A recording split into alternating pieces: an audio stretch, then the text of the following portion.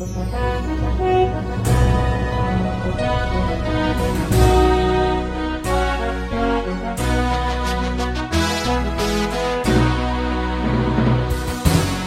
bagi saudara sekalian. Marilah kita siapkan hati dan pikiran kita untuk menyambut firman Tuhan. Kita berdoa. Damai sejahtera Allah yang melampaui segala akal, itulah yang memelihara hati dan pikiranmu di dalam Kristus Yesus Tuhan kita. Amin. Saudara terkasih dalam nama Tuhan Yesus Kristus, firman Tuhan yang menjadi nas khotbah dalam ibadah Minggu Kantate tanggal 28 April tahun 2024 tertulis dalam Mazmur pasal 22 ayat 26 hingga ayat 32. Beginilah firman Tuhan. Karena Engkau aku memuji-muji dalam jemaah yang besar, nazarku akan kubayar di depan mereka yang takut akan Dia. Orang yang rendah hati akan makan dan kenyang. Orang yang mencari Tuhan akan memuji-muji Dia. Biarlah hatimu hidup untuk selamanya. Segala ujung bumi akan mengingatnya dan berbalik kepada Tuhan, dan segala kaum dari bangsa-bangsa akan sujud menyembah di hadapannya. Sebab Tuhanlah yang mempunyai kerajaan. Dialah yang memerintah atas bangsa-bangsa.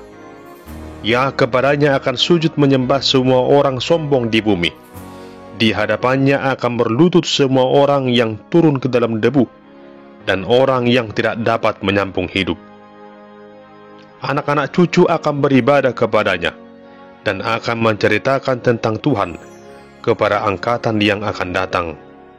Mereka akan memberitakan keadilannya kepada bangsa yang akan lahir nanti, sebab Ia telah melakukannya. Demikian pembacaan firman Tuhan.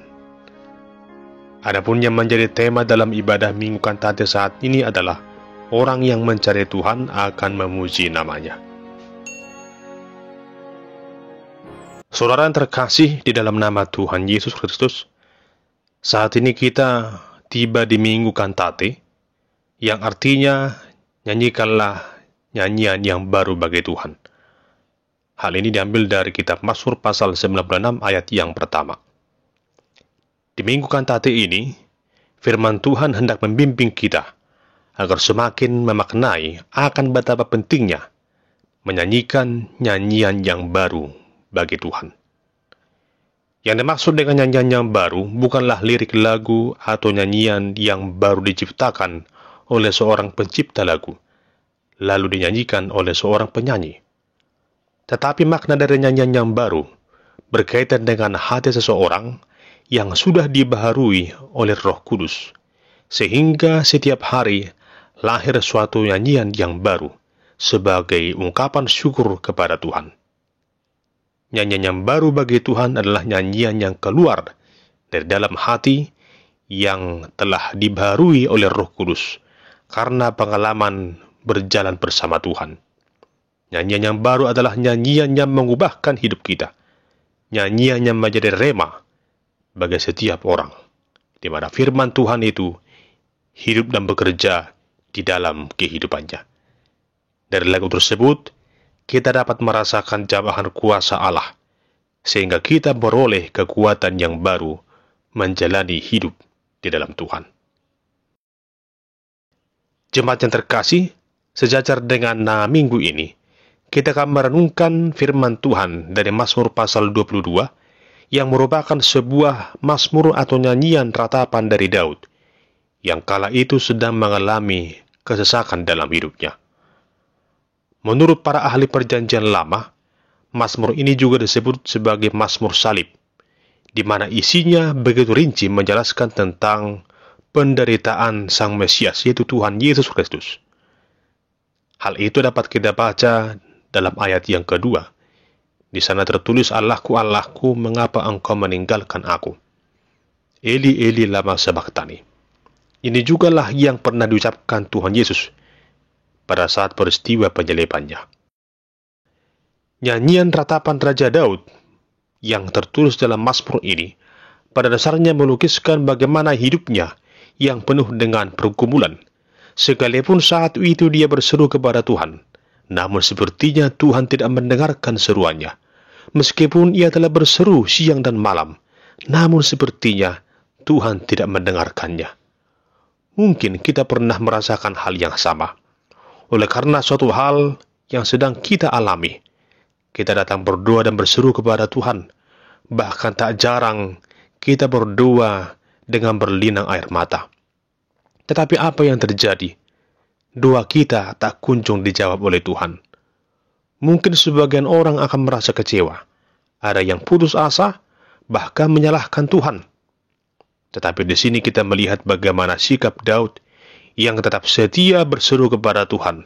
Hingga akhirnya Tuhan yang maha baik itu melepaskan Daud dari setiap beban hidup yang ia rasakan. Dan atas semua yang Tuhan lakukan itu, Daud mengagungkan nama Tuhan. Kiranya kita juga sebagai orang percaya berlaku seperti Daud, agar jangan pernah putus asa memanggil dan berseru kepada nama Tuhan. Yakinlah Tuhan pasti akan menjawab doamu. Hanya waktunya haruslah sesuai dengan waktunya Tuhan. Dan pasti semuanya akan indah pada waktunya.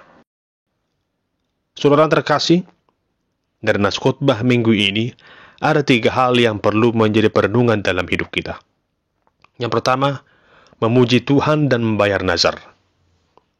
Jemaat yang terkasih, seperti Daud yang tetap setia memuji nama Tuhan, demikian kiranya kita juga sebagai umat kepunyaan Allah melakukan hal yang sama. Bahwa dalam setiap waktu, dalam setiap kesempatan, nama Tuhan akan selalu kita muliakan. Bahkan juga lewat apapun yang kita lakukan, semua itu adalah pujian bagi nama Tuhan. Baik itu lewat doa, nyanyian, dan setiap perkataan dan perbuatan kita, semata-mata hanyalah untuk memuliakan nama Tuhan. Dan selanjutnya tentunya kita diajak untuk menjadi pribadi yang jujur dan setia di hadapan Allah dengan membayar nazar yang kita sampaikan kepada Tuhan.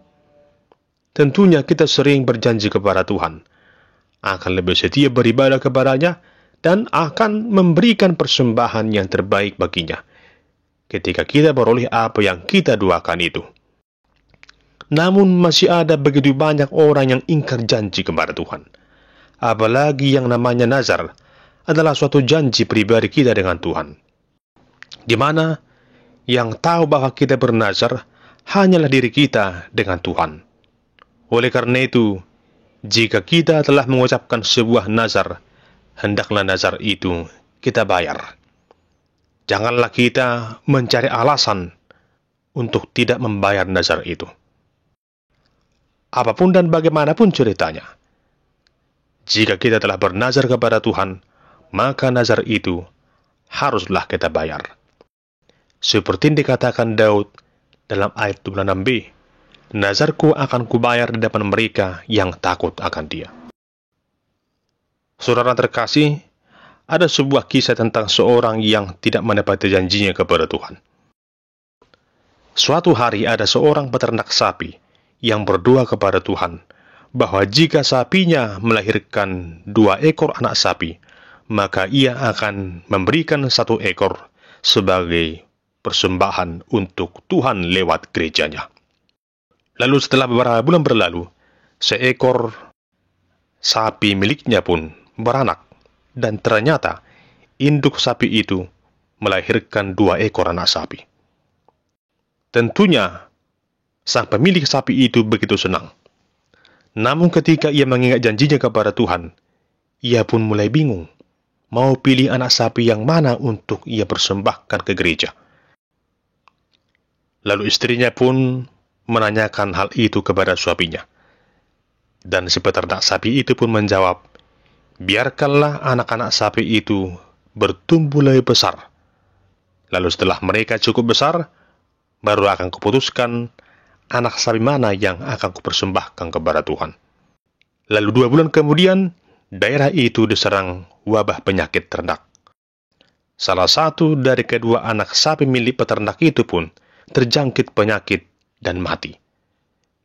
Ketika peternak sapi itu mendapati bahwa anak sapinya itu mati, ia segera berkata kepada istrinya, "Istriku, Aku baru saja dari kandang sapi, dan kudapati bahwa sapi milik Tuhan sudah mati.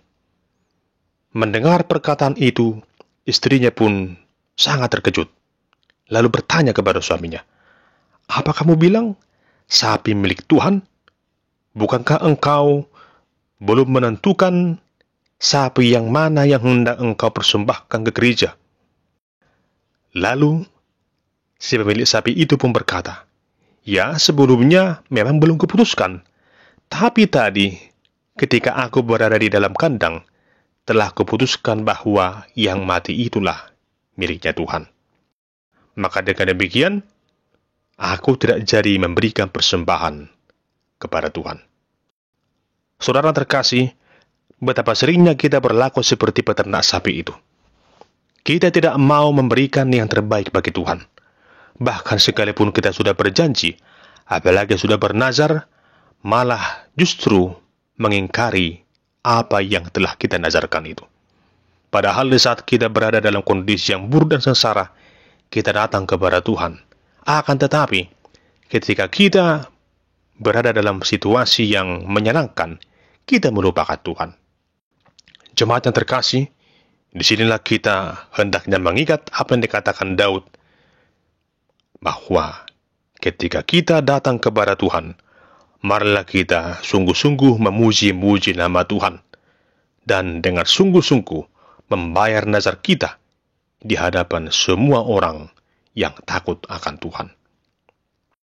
Yang kedua, setia mencari dan memuji nama Tuhan dengan kerendahan hati. Saudara yang terkasih, hal yang menarik yang kita simak dalam Mazmur ini juga adalah lewat perkataan pemazmur yang mengatakan bahwa orang yang mencari Tuhan akan memuji-muji Dia. Pemazmur mencari Tuhan tidak dengan memaksa atau menggerutu, tetapi dengan puji-pujian. Hal ini tentu dilandasi oleh sikap rendah hati, sikap pasrah, dan sungguh percaya akan janji Allah. Pemazmur mengatakan bahwa orang yang rendah hati akan makan dan kenyang. Artinya berkat Tuhan sungguh sempurna mengalir dalam kehidupan orang percaya. Dia bukan hanya makan atau hanya cukup makan, tapi dikatakan dia akan menjadi kenyang dengan segala kelimpahan yang Tuhan sediakan. Jemaat yang terkasih, lewat hal tersebut, kita dapat memaknai akan betapa pentingnya sikap rendah hati, sikap yang sungguh-sungguh pasrah dan berserah atas kehendak Tuhan, dan sungguh-sungguh meyakini bahwa kehendak Tuhanlah yang terjadi. Bagaimana kita bisa pasrah berserah kepada Tuhan? Hanya dengan memiliki sikap yang rendah hati. Tentunya jemaat yang terkasih, dalam hidup ini, kita sering mengalami situasi hidup yang dirundung masalah yang berat.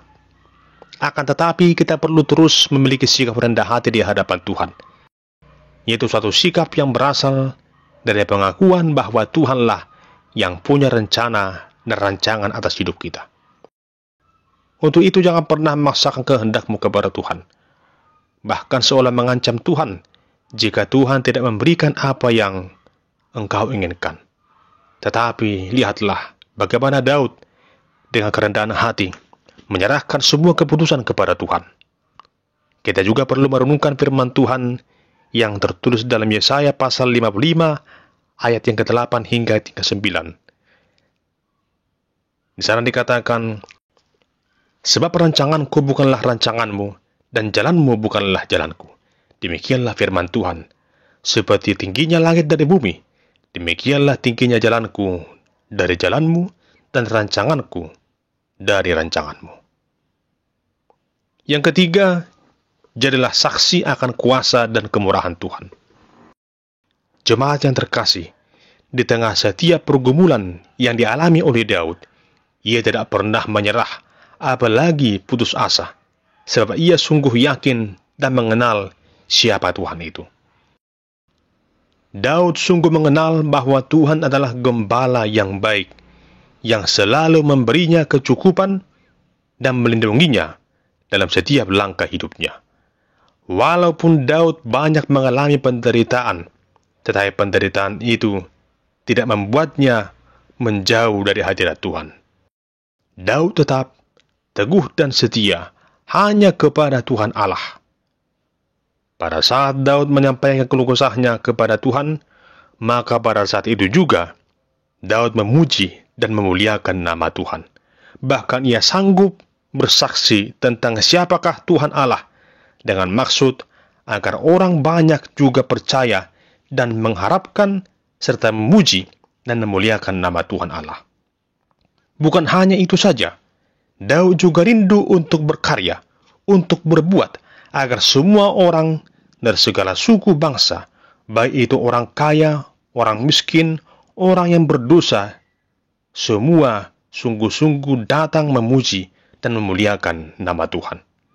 Sebagaimana dikatakan dalam ayat 28, sebab Tuhanlah yang empunya kerajaan, Dialah yang memerintah atas bangsa-bangsa. Di sini kita melihat bahwa Daud sanggup dan dengan penuh semangat menjalankan misinya.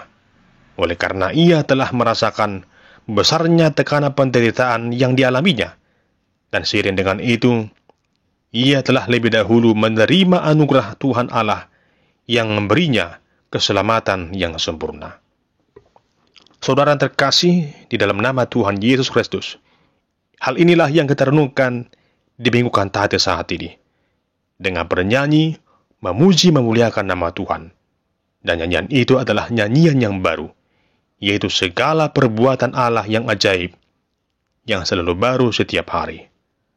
Rahmat Tuhan tak pernah berkesudahan, kasih setianya selalu baru setiap hari. Sekalipun kita menghadapi beragam permasalahan dalam hidup ini, namun bersama Tuhan, kita selalu beroleh kekuatan dan penyertaan. Mari saudara terkasih, bernyanyilah seperti Daud. Nyanyikanlah, beritakanlah segala perbuatan Tuhan Allah yang sungguh agung itu. Mari berikan yang terbaik bagi Tuhan. Genapilah janjimu, bayarlah nazarmu, dan jadilah pribadi yang rendah hati, yang mau menerima apa yang Tuhan kehendaki di dalam kehidupan saudara. Yang pasti Tuhan selalu mencukupkan segala yang kita butuhkan, bahkan memberikan kita makan dan menjadi kenyang. Saudara terkasih dalam Kristus Yesus, mari bernyanyi menyaksikan bahwa Tuhan itu sungguh baik. Tuhan itu maha kuasa dan maha pengasih. Dialah satu-satunya Tuhan Allah yang berkuasa. Dan sungguh hal itu telah kita rasakan lewat cinta kasih-Nya di dalam diri Tuhan Yesus Kristus yang telah menebus kita dari dosa dan maut. Maka dengan demikian, pada saat ini juga mari kita berkantate, menyanyikan nyanyian baru bagi Tuhan. Mari, bernyanyilah bagi Tuhan, menyanyikan segala kebaikan Tuhan, dengan memuji-muji nama Tuhan, sekarang dan untuk sampai selama-lamanya. Selamat berkantate. Amin. Kita berdoa. Ya Tuhan Allah yang Maha Kuasa, tuntunlah kami agar senantiasa memuji-muji nama-Mu yang kudus dengan kesungguhan dan kerendahan hati. Tuntun kami Tuhan lewat setiap pengalaman hidup kami, lewat apa yang telah kami rasakan, lewat setiap yang Tuhan berikan dalam hidup kami, menjadi sebuah nyanyian yang baru untuk Tuhan, sehingga nama-Mu yang kudus semakin dipermuliakan dan hidup kami semakin dibaharui dan diberkati. Terpujilah nama-Mu kekal sampai selama-lamanya. Amin.